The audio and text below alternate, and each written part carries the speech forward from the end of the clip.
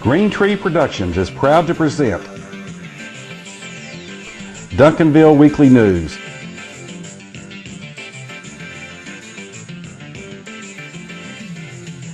It's the good news just for the City of Champions, Duncanville, Texas. And now, here's your host, John Thompson. Hello world, America, Texas, and Duncanville, and welcome to this edition of Duncanville Weekly News, the last edition for the season of 2017. Glad you're logged on and watching. Well, on this show, we're going to wrap up baseball as the Panthers were edged out in my district, and we're going to get to that. But first, the Panthers, the Duncanville basketball Panthers, held their banquet a week or so ago, and here's some highlights. Basketball team held their banquet at Dave & Buster's again this year with Coach Corey Chisholm, the MC, and after he welcomed everybody, he introduced Pastor Robert Purvey, who was the guest speaker and delivered a short sermon. You'll be successful in life and you'll go higher than you ever thought you could. So thank you guys so much for having me. I love y'all and have a great night. Then Coach Chisholm reviewed the season and introduced and gave Letterman certificates to players. Then presented district awards won by Panthers. Mr. Dexter Johnson.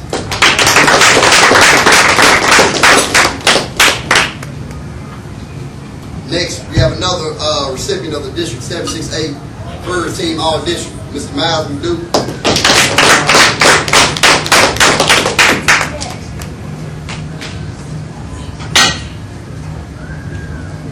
And another recipient of the District 768 First Team All District, Mr. Tyler Watkins.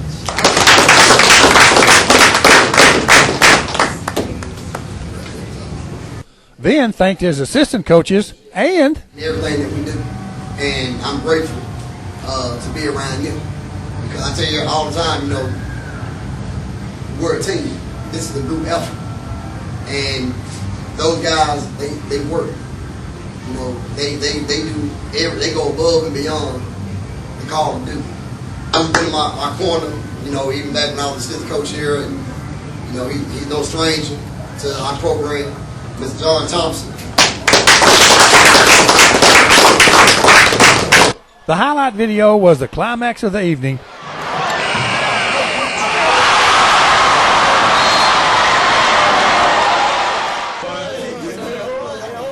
Congratulations, Panthers, on another solid season.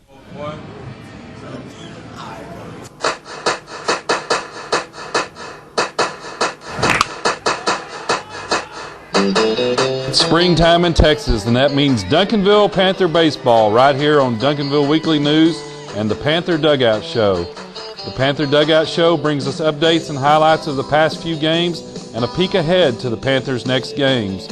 The Panther Dugout Show is brought to us by James Memorial Chapel, the Pope Financial Group of Raymond James, by the Wolverton Company, serving the heating and cooling needs of the Duncanville area for longer than anybody can remember, by Chubby's Family Restaurant on Cockrell Hill for breakfast, lunch, or dinner, and there's a reason why they do a lot of catering. Leon Miller Commercial Properties. Need some commercial space? Call Leon at 972-709-7181. By Roma's Italian Bistro at 100 South Main. Call 972-298-5900 for free delivery or dine-in. Entries are prepared freshly cooked for every order. By Glow Family Dental, General and Cosmetic Dentistry. Your smile is their top priority. They are here at 427 West Wheatland or call 972-298-2027. Glow Family Dental. And now with the Panther Dugout Show, here's John with all the highlights.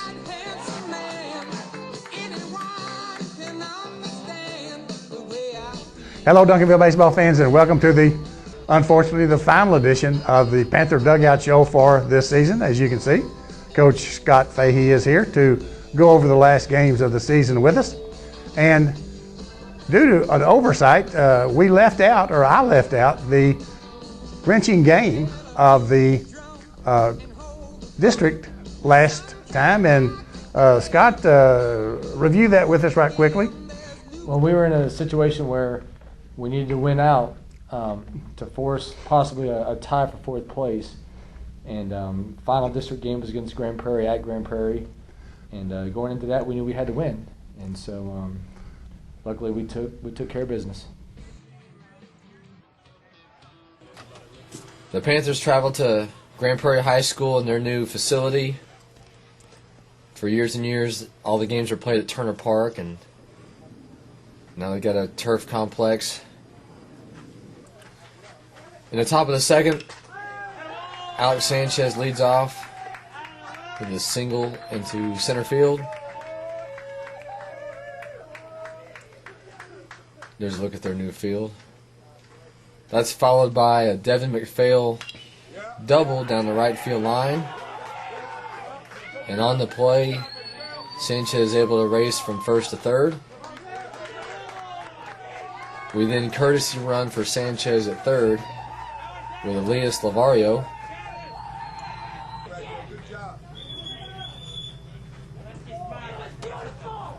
And the next hitter, Nick Chavez, hits a ground ball to second with the infield in.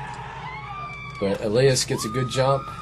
And on the bad throw by the second baseman, Lavario scores as the Panthers take a 1-0 lead. Then Chris Polk hits a sacrifice fly into right. Devin McPhail scores. And Chavez advances to third on the overthrow. And after an inning and a half, Panthers have a 2-0 lead. In the bottom of the second, there was a close play at the plate. There was an attempted pickoff at third base with a runner at third. And as we made a throw to the plate, we felt the runner was tagged out before his hand touched home. So we just let the umpire know that we thought he was out. It's a pretty quick safe call on that replay. So anyways, with a score 2-1 in the top of the third, Raul leads off with a single in the left field. He would later steal second base.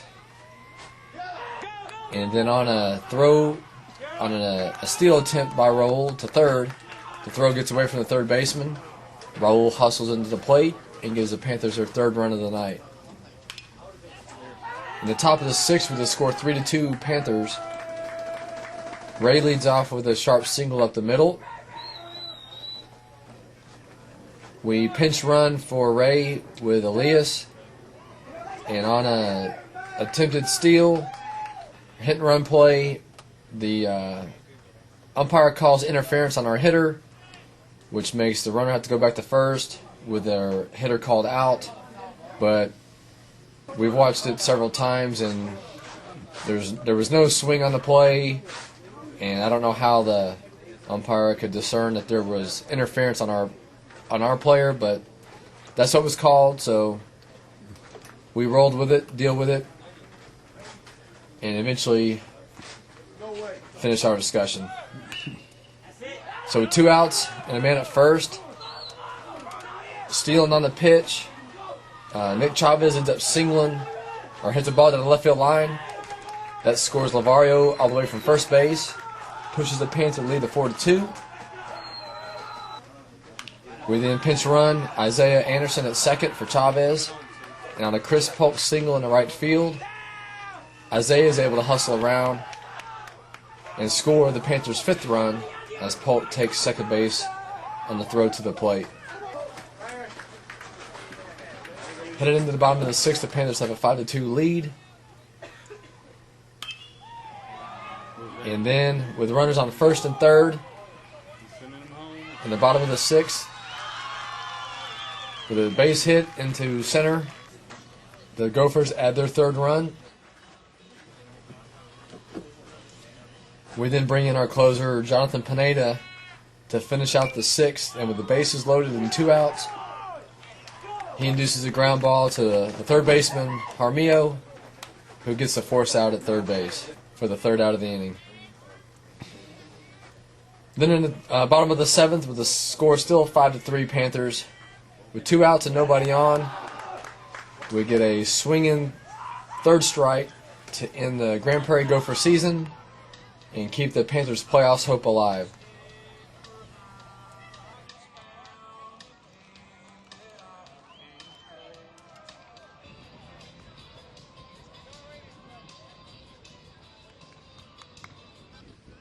So here we are in the one-game playoff for the fourth and final playoff position. Panthers taking on Irving MacArthur at the site that we visited last night against Grand Prairie High School. It was a late night, the night before, with coin flips to determine home team and jerseys and dugouts and everything. So here we go with the action. In the top of the first, Raul leads off with a walk. And then with one out, Ray hits a ball sharply in the center field to put runners at first and second. Alex Sanchez then draws a walk to load the bases with one out. And then Devin lifts a fly ball in the center. Raul tags from third and races home to score the Panthers' first run. Good base running by Ray at second to advance to third on the play, as the Panthers take a 1-0 lead. Senior Raul is on the bump for this matchup, and he pitched outstanding again. In the top of the fourth, with the score still 1-0, we get a leadoff walk to Nick, and after we pinch run for him with Isaiah Anderson, Anderson's at third with 2 outs. Noah hits a chopper to short, and on the high throw that pulls the first baseman off the bag, Noah's able to beat it out at first base. That plates Isaiah, and the Panthers now have a 2-0 lead. In the top of the fifth, with the score still 2-0, with nobody on and 1 out, Andrew lays down a bunt. The pitcher's throw is high and wide to first, and Andrew's able to get to third base safely with 1 out to create a scoring opportunity for the Panthers. With 2 outs and Sanchez at the plate, we get a pass ball that scores Andrew from third to make the score 3-0. In the bottom of the fifth, after 1 run had already scored to make the score 3-1, we get a huge pop out to short to end the Cardinal threat and keep the lead at 2 runs. In the bottom of the sixth, with runners on first and second, nobody out, relief pitcher Adam Mojica gets a ground ball back to the mound. A wide throw to third allows 1 run to score. That pushes the score to 3-2 with the tying run at third. Next batter then hits a line drive in the deep left. That ties the score at 3 and puts runners at second and third. We get a big play here with the infield drawn in. Ground ball to first. Noah makes a good play and good throw to the plate for the second out of the inning. But the Cardinals would end up getting 2 more in that bottom half to run the score 5-3. So with the season on the line, Mark Ibarra leads off the top of the 7th with a single in the left field. That pulls a tying run to the plate. Pinch hitter Hector Cron lines a single to right. Panthers now have the tying run at first base, go-ahead run at the plate. And with Raul at the plate, he lays down what's to be a sacrifice bunt, but with his hustle and hard work, he beats the throw to first base, which loads the bases with nobody out. Andrew Budzinski then takes the ball off the back for a hit by pitch that scores a run to make the score 5-4. Ray then follows with a sac fly into right field. That plates the tie-in run and George Trevino, who is pinch running. And then Alex Sanchez with 1 out. And man at third, second and third, hits a sac fly in the center. That plates the Panthers' go-ahead run. And the Panthers take a 6-5 lead into the bottom of the 7th inning. And with 2 outs and a man on first, Jonathan Pineda delivers a pitch to the plate. It's lined to right. Chris Polk makes the catch, and the rest is history. The Panthers secure a playoff berth by finishing 4th in District 7-6A. As we see the players finishing their dog pile celebration congratulations by new athletic director Clint Harper. So the Panthers, finishing 4th place in District 7 6A, will face the San Angelo Central Bobcats out of District 8 6A. The Bobcats were the district champs in that district. They had a seeding game where they defeated Waco Midway to be district champs. And so both coaches, we agreed on a neutral site due to the travel limitations or whatever. And unfortunately, we didn't win any of the flips. But so we ended up with the doubleheader Friday night at Burnett High School in Burnett, Texas. And let's take a look at the highlights. So here we are in Burnett, Texas.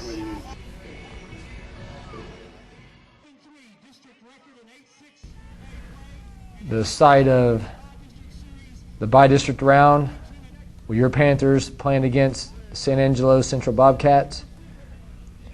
A lot of parents and fans made the 3-hour trip down to Burnett on what ended up being almost a perfect night of baseball. There we are with the host coach going over the ground rules at home plate. And Burnett did a really good job of introducing both teams, both lineups, and speaking about the achievements of both teams, the importance of and the exclusivity of being in the playoffs. And your Panthers were right in the mix. In game 1, we sent Raul Gonzalez to the mound, senior who stepped up mighty big this year.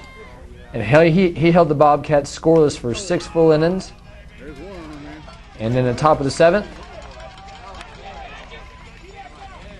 we get a hit by pitch as Andrew takes one off the elbow. That's followed by a bunt attempt by Ray, and the home plate umpire says that Ray was out of the box. And most of the times it'd be easy to see or tell about it, but Burnett, when they chalked home plate, they had half the batter's box chalked, so it is what it is. But the inning continues with a fly ball to right off the bat of Alec to put runners at first and second. Both runners would move up to second and third with 2 outs on a wild pitch. And then Nick Chavez delivers a run-scoring single in the left that plates Hector Cron.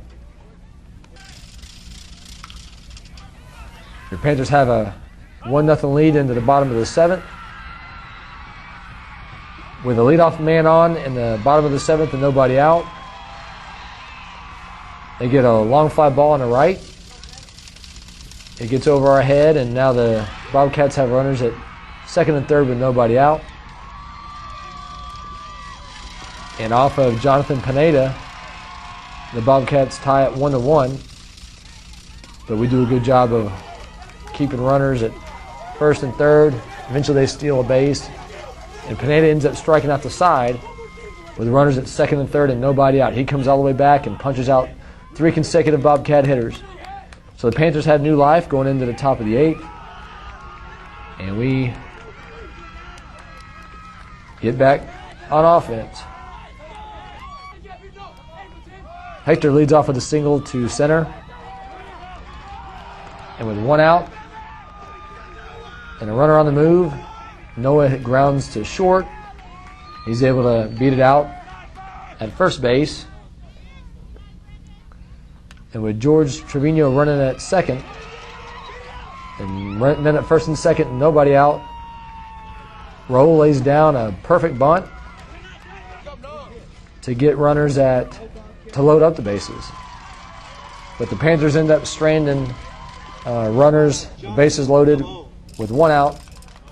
And then game 1 ends on a walk-off single by a Bobcat 4-hole hitter, or 3-hole hitter, off the left field fence. So the Panthers lose a heartbreaker in game 1 by a score of 2-1, but got to bounce right back in game 2 with Nick Flores on the mound. In the bottom of the 3rd, with a score of 1-0 San Angelo, Nick Flores leads off with a hit by pitch. We courtesy run and steal second. He's later balked to third base. And then Raul has a run-scoring fielder's choice to tie the score at 1 apiece after 3 full innings. But then in the top of the 4th, after having already scored 5 and the base is loaded, probably the biggest blow of the night was a bases clearing double by San Angelo, which just gave the Bobcats a bigger lead, which over the course of the game ended up being a little bit too big of a hill to climb. But just like all year long, Panthers continue to fight and battle. Mark Ibarra draws a walk. He would eventually advance all the way to third base. Noah draws a walk to put runners at first and third and nobody out. And we got quite a bit of help offensively with the San Angelo pitching staff. Raul walks to load the bases. And then with 1 out, Ray grounds to second base. That pushes a run across to make the score 9-2 with runners at second and third. Then a ball in the dirt and eventually off the backstop played to Noah to make the score 9-3. After 5 full, that's where the score remained. Panthers were never out of this one with the way San Angelo threw the ball. There's another walk, that time to Devin. He would advance on a wild pitch. We get a base hit into left off the bat of Chris Polk. Pushes the score to 9-4 or 10-4. And then in the bottom of the 7th with the score 12-4, the 2017 campaign ends with a ground ball off the bat of Alex Sanchez. And the Panthers end their season with a final score of 12-4 in the bi-district round of the state playoffs in Game 2 of the best 2 out of 3 series against San Angelo Central. Each show we have a play of the week. And once again, Scott, you've got a bunch to pick from. Who's it going to be? This week it's Nick Chavez in Game 1 of the bi-district series against San Angelo Central. In the top of the 7th with 2 outs, he puts the Panthers on head with an RBI single in the left field. And the Panthers go ahead 1-0, and that's why it's the play of the week. The play of the week is brought to us by the Pope Financial Group of Raymond James. For all your investment needs, call John at 972-780-0533 or come by 222 East Wheatland right here in Duncanville. It's the Pope Financial Group of Raymond James. Well, Scott, it was another pretty good season, but I know you're never satisfied. Recap it for us. Well, starting out the 2017 campaign, Panthers started out 6-2, played really well in tournament play. And then once district got here, we were, win a game here, lose a game there. But we got into a situation where our backs were against the walls. And we had to pretty much win out. And our kids showed a lot of heart, a lot of fight, winning 5 out of the last 6 games to force a play-in game. And we got into the playoffs again. Part of the reason I think we did that was the leadership of our 4 seniors. They were an outstanding group for many, many years in the program. And they stuck it out. They led by example and couldn't be more proud of that group. Well, it was a good season. I enjoyed the filming and being with those guys. That's a good group of kids. Thank you. And we look forward to next year. All right. Good. Thanks for being with us in the Panther Dugout Show. Once again, this is the final of the season. As we close, the Pantherettes had a championship ring ceremony, a banner hanging, a plaque hanging the other day. And as we close, let's see some scenes from that event.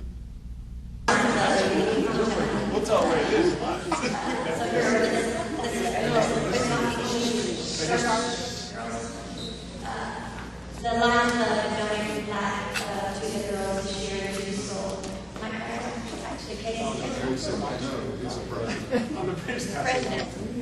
No, it's a privilege for us to recognize the efforts of the line and support and just congratulate the girls. We have room for several more. Yeah, there's a few more. Yeah, we got plenty of room. Strategically,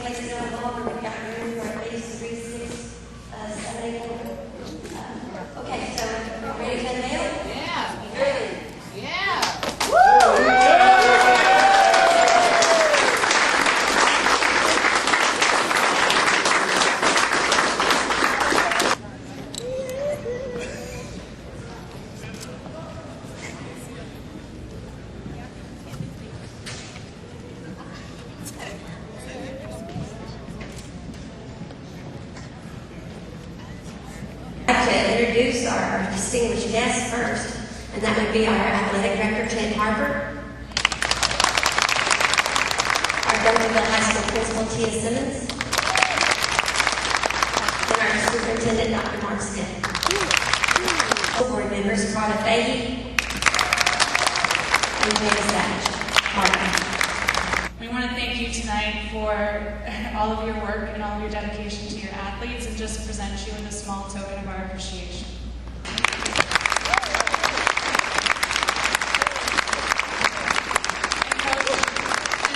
And they're all fans that show up to support and love these guys and love them unconditionally. And the administrators, school board, that gives us all their support. We just, that's not mine. That's everybody's. That's put in time for the last 39 years of my coaching profession. Okay, and then you can open. Are you ready? 1, 2, 3.